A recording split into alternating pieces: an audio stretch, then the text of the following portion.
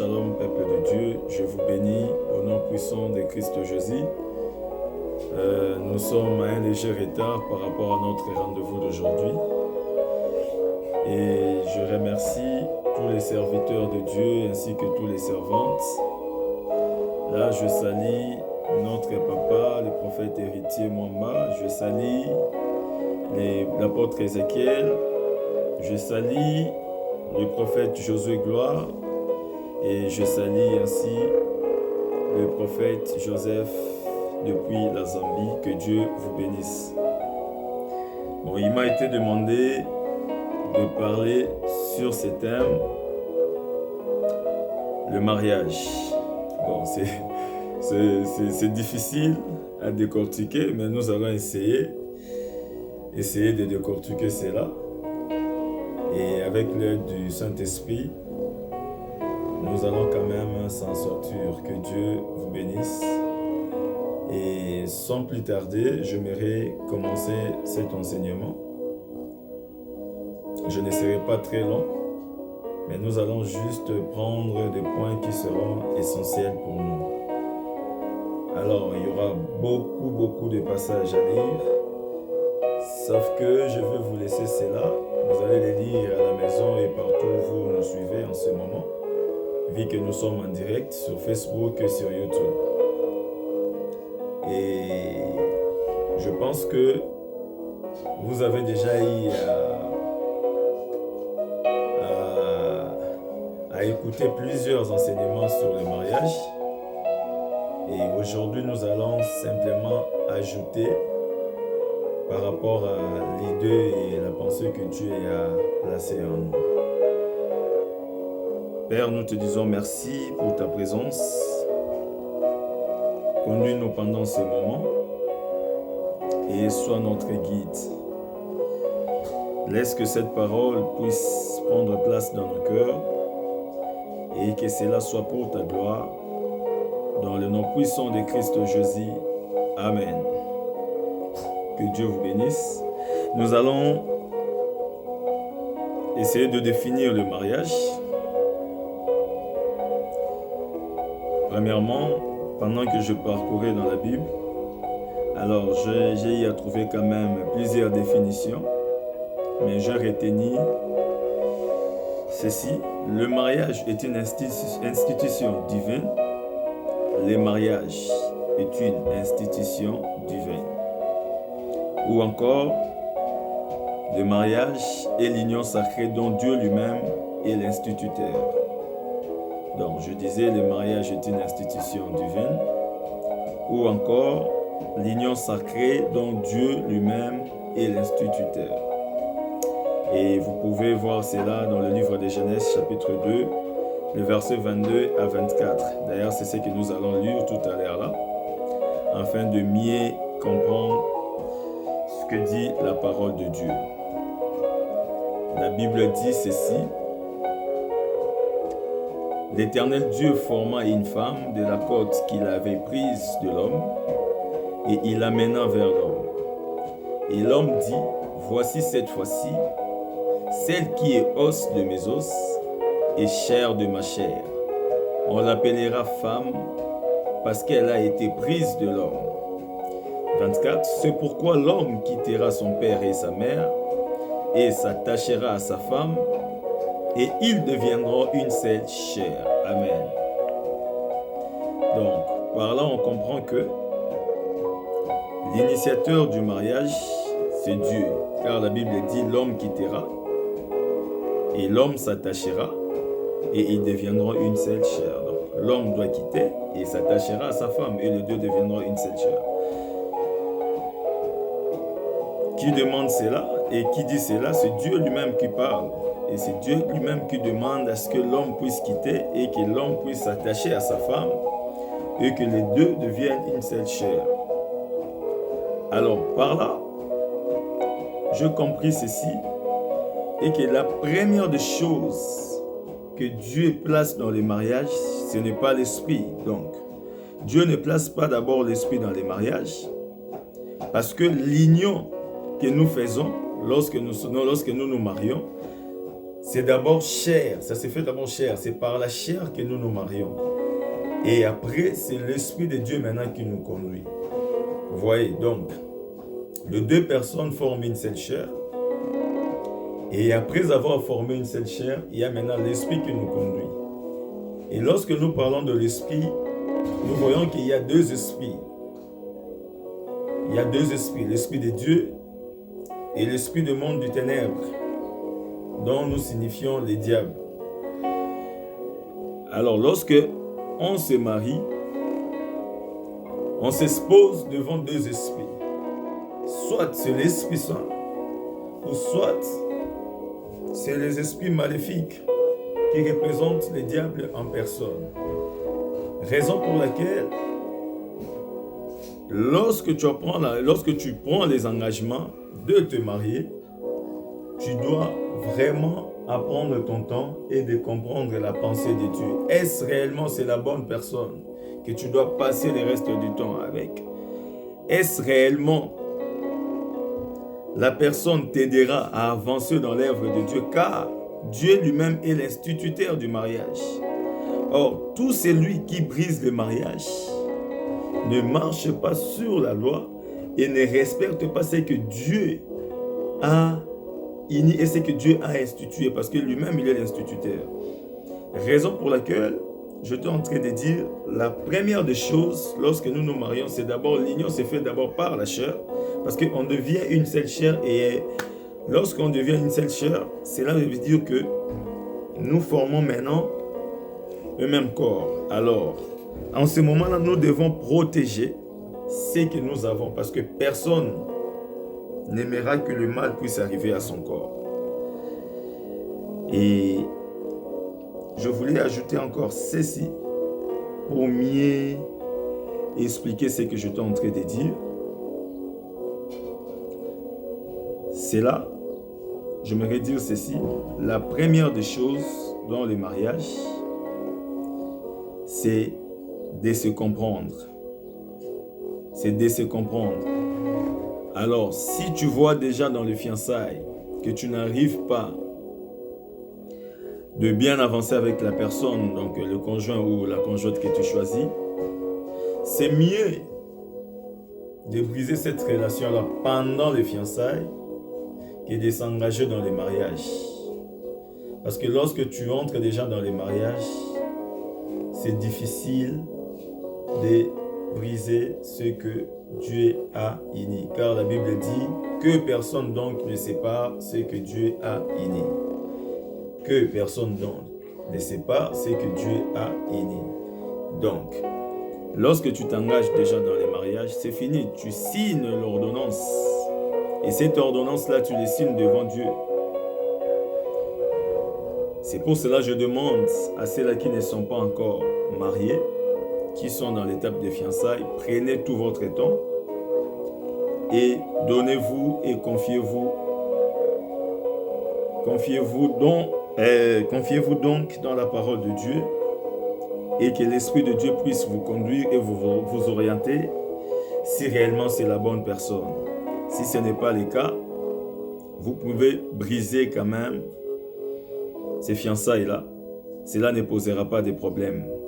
Mais lorsque vous avancez, tout en étant conscient que la personne n'est pas la bonne personne pour toi, mais tu essayes quand même d'avancer en disant que non, je finirai par la changer, tout ça et autres, là, tu crées ta propre croix et tu donneras aux hommes de Dieu beaucoup de travail, et surtout que ceux-là qui sont dans le vrai savent déjà que personne ne peut séparer ce que Dieu a uni, donc on sera là que pour vous conseiller. Amen. Alors, sans plus tarder, j'aimerais mieux décortiquer en disant ceci.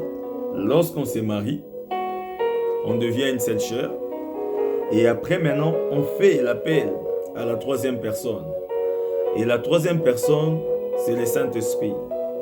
La troisième personne, c'est le Saint-Esprit, car on dit même dans la Bible que le Saint-Esprit est la troisième personne de la Trinité. Vous voyez, donc, le mariage est fait pour deux personnes.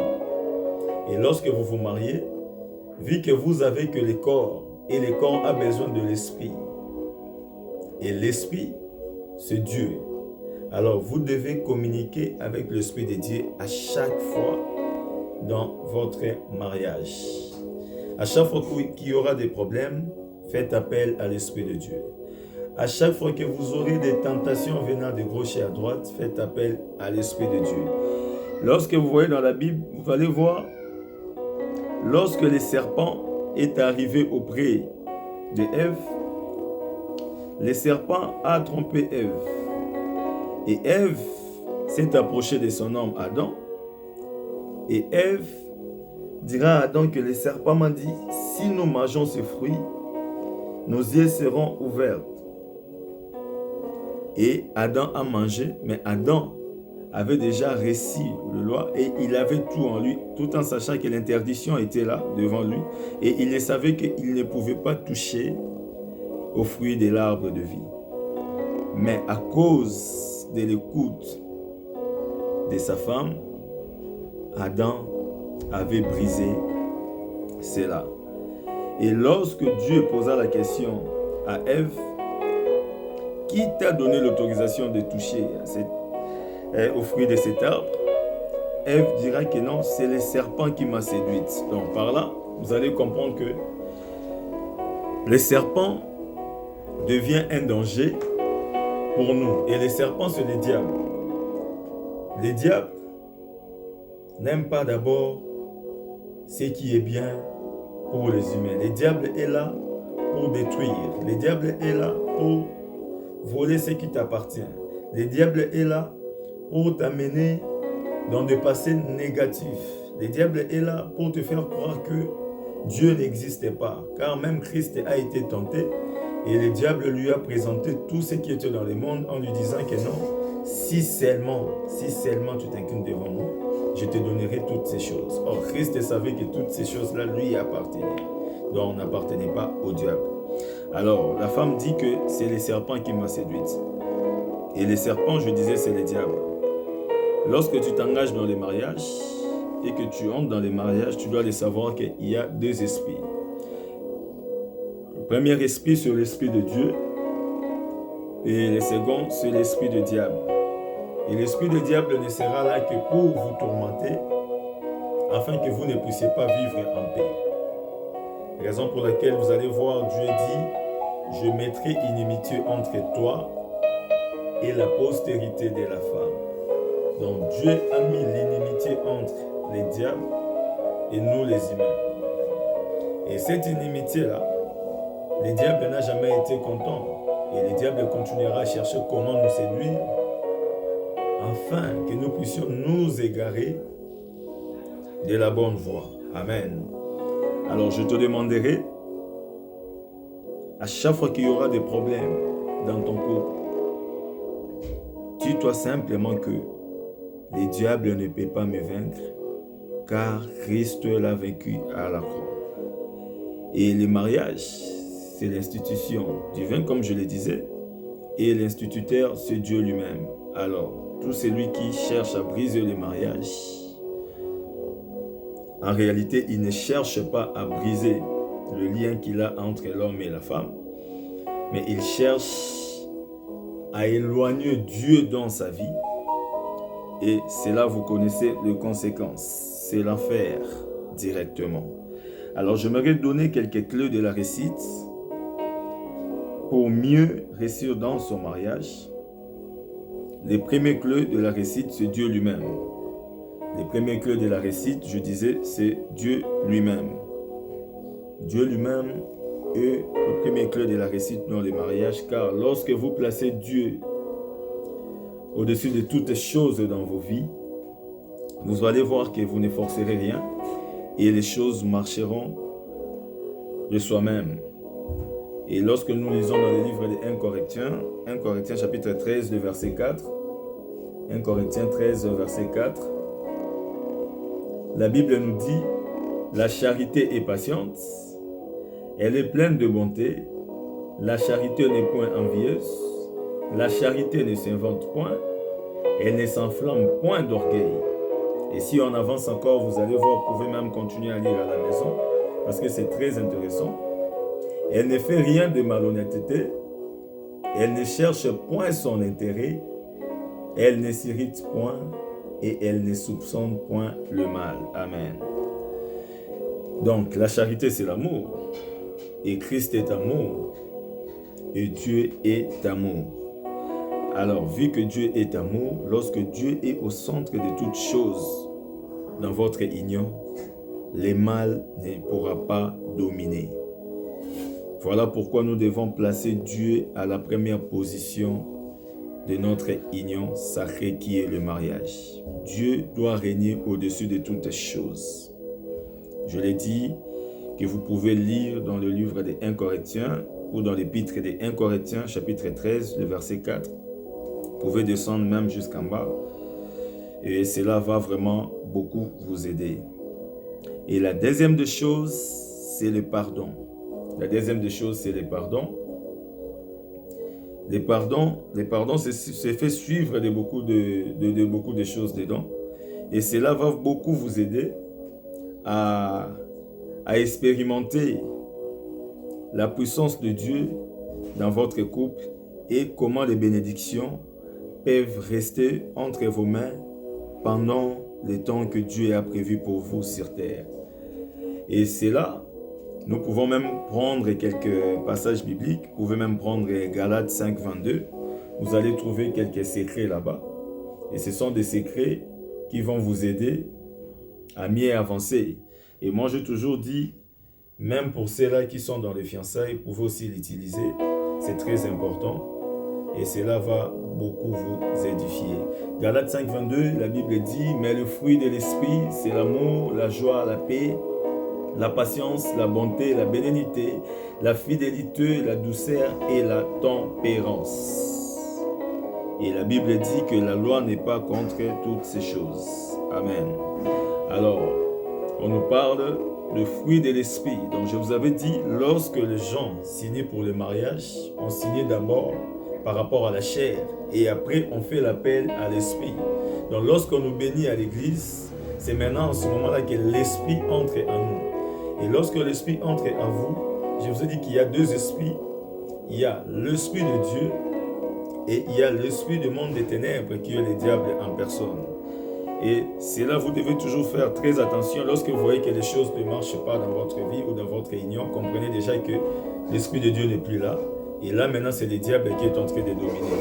Alors lorsque le diable veut vous dominer, faites toujours appel à l'esprit de Dieu et souvenez-vous toujours que c'est lui qui est au centre de tout, c'est d'abord Dieu. Et en deuxième position, vous devez vous pardonner afin que le diable ne puisse pas avoir accès dans votre union.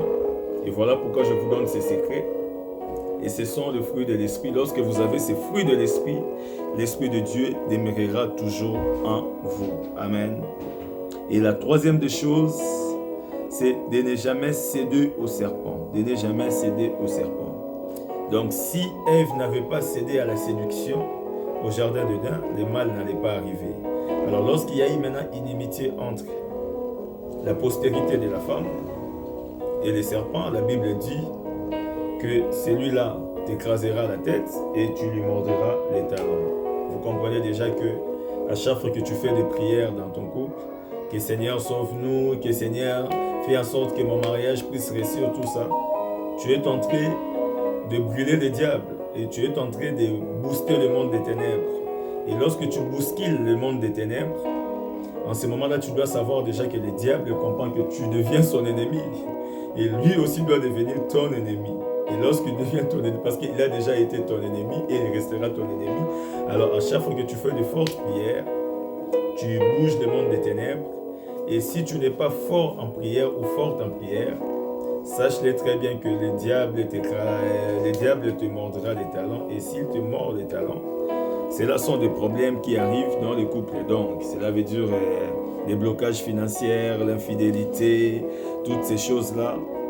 C'est quand tu cherches à bouger le monde des ténèbres dans des prières. Et si tu n'es pas fort ou forte, comme je le disais, en ce moment-là, le diable va s'élever.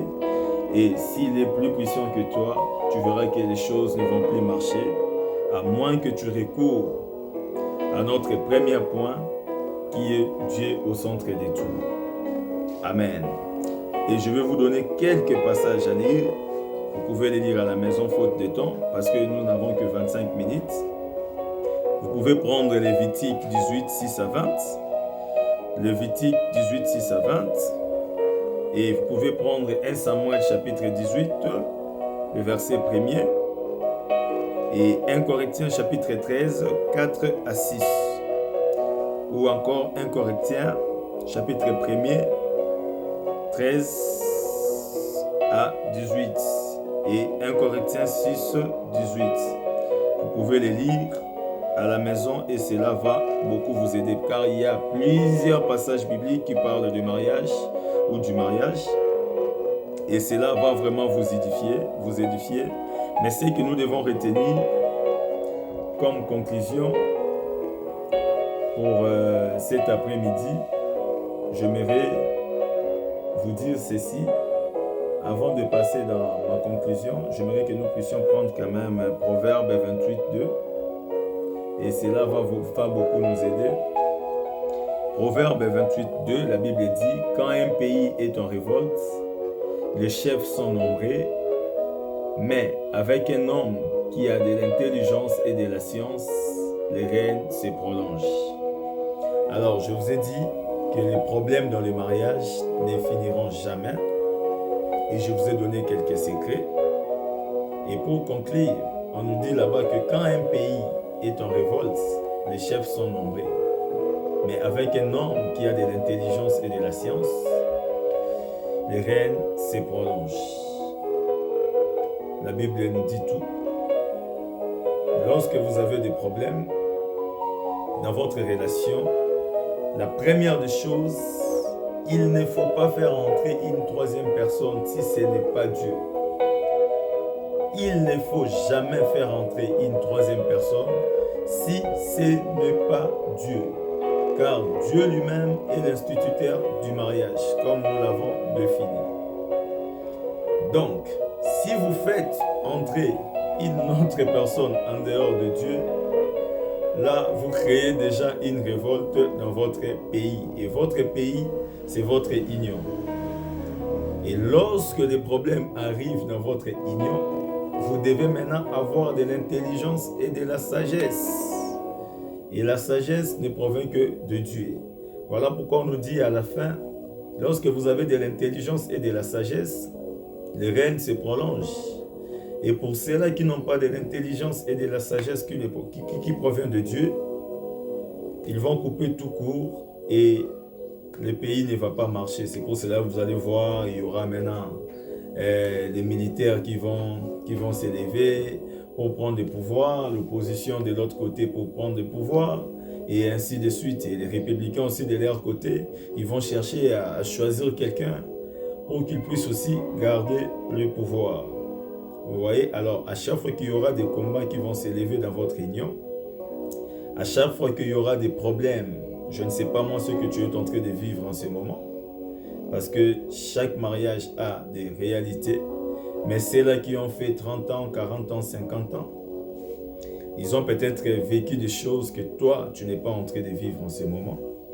Alors tu dois toujours te dire qu'à chaque fois qu'il y aura des problèmes, place Dieu au centre de toutes choses. Donne à Dieu sa première position et laisse Dieu agir selon sa volonté.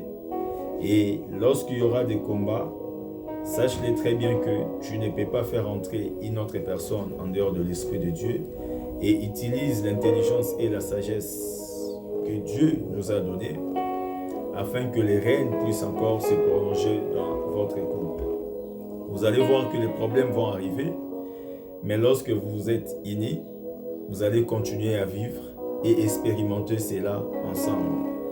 Car lorsque vous voyez dans la Bible, c'est là où je veux conclure, vous allez trouver qu'il y avait deux femmes qui avaient donné naissance à deux enfants. Et ces deux femmes-là, pendant la naissance, l'autre, son enfant était mort.